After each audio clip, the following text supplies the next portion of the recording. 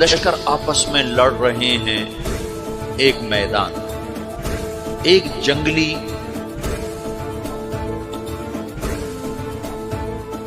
بدوؤں کا قافلہ، جنگل کے لوگ اپنے قبیلے کو لے کر، ایک جنگلی قبیلہ اپنے سردار کے ساتھ نقل مکانی کر رہا ہے ایک جگہ سے دوسری جگہ۔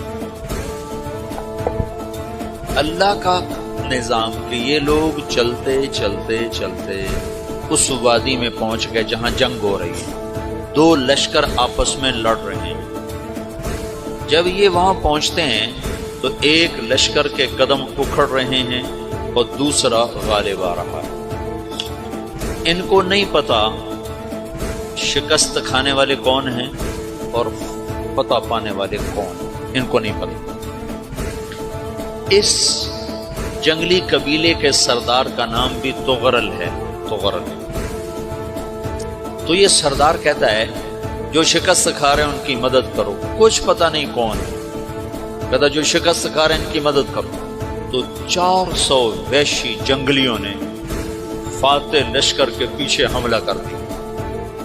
تو ایک کافی ہوتا تو 400 دوڑ جب تلواریں پڑیں تو چند لمحوں میں نقشہ بدل گیا، بھاگنے والے جم گئے اور جمنے والے بھاگ پڑے۔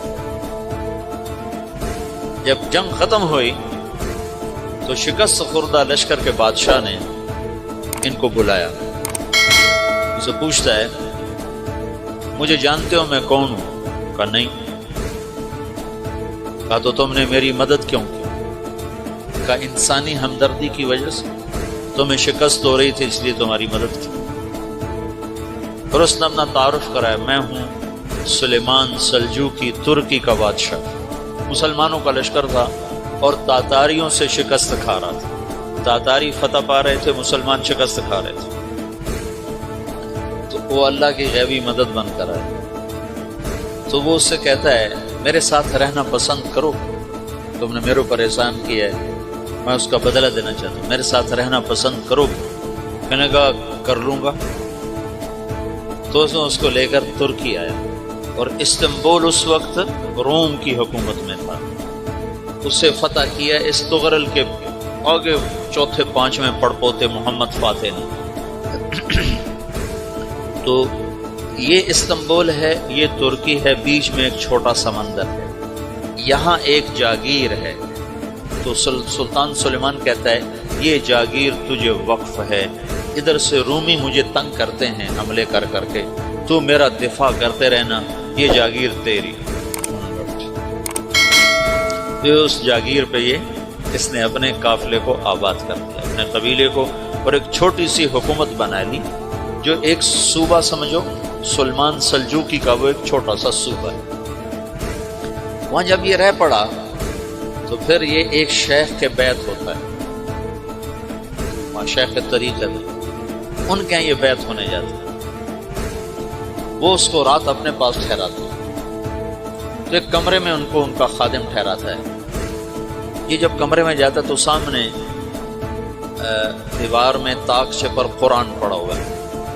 تو یہ تغرل بیگ کہتا ہے یہ کیا ہے، یہ کیا ہے؟ تو وہ خادم کہتا ہے یہ کتاب اللہ ہے، قرآن ہے۔ وہ اس کو وہاں چھوڑ کے باہر چلا جاتا ہے۔ وہ دیہاتی آدمی، جنگل کا رہنے والا، پہلی دفعہ زندگی میں قرآن دیکھا، وہ کہتا ہے یہ قرآن ہے، اللہ کی کتاب ہے، میں اللہ کی کتاب کے سامنے سو جاؤں، کتنی بے ادبی ہے۔ تو اس نے ایسے قرآن اٹھایا اور سر پہ رکھ لیا اور کھڑا ہو، ساری رات قرآن سر پہ رکھ کے کھڑا رہا۔ رات کے پچھلے پہر اس کو خواب آیا، کھڑے کھڑے اس نے دیکھا تو اس کی پشت سے ایک چاند نکلا اور شیخ کی بیٹی کے سینے میں جا کے اتر گیا۔ پھر اس لڑکی کے سینے سے ایک درخت نکلا جو پھیلتے پھیلتے پھیلتے 3 بر اعظم پہ چھا گیا، افریقہ پر، یورپ پر، ایشیا پر۔ پھر اس کی آنکھ کھل گئی، وہ کھڑا ہوا ہے۔ تو اس نے صبح یہ خواب اپنے شیخ کو سنایا، تو انہوں نے اپنی بیٹی اس کے نکاح میں دی تھی۔ اس بیٹی سے ایک بچہ پیدا ہوا، تغرل بیگ نے اس کا نام رکھا عثمان، عثمانی ترک نام سنو، جو میں نے کل بتایا تھا کہ 1924 میں وہ خلافت ختم ہوئی۔ تو ایک بیٹا پیدا ہوا عثمان، عثمان نے پھر ایک نئی اسلامی حکومت کی بنیاد رکھی جو 1924 تک چلتی رہی، کوئی 800 سال یہ حکومت چلی۔